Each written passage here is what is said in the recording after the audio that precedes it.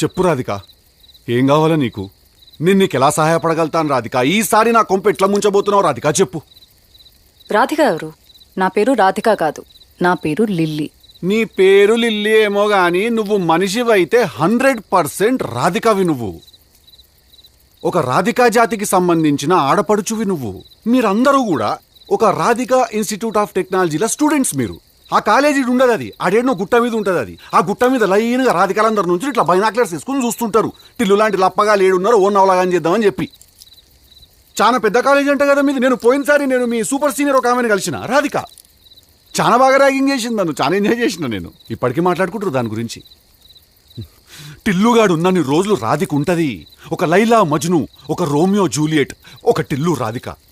దాంట్లో ఇద్దరు చచ్చిపోతారు. ఈడ నేను ఒక్కడనే సంక నాకుతా. చెప్పు రాధిక, ఏం కావాలి నీకు?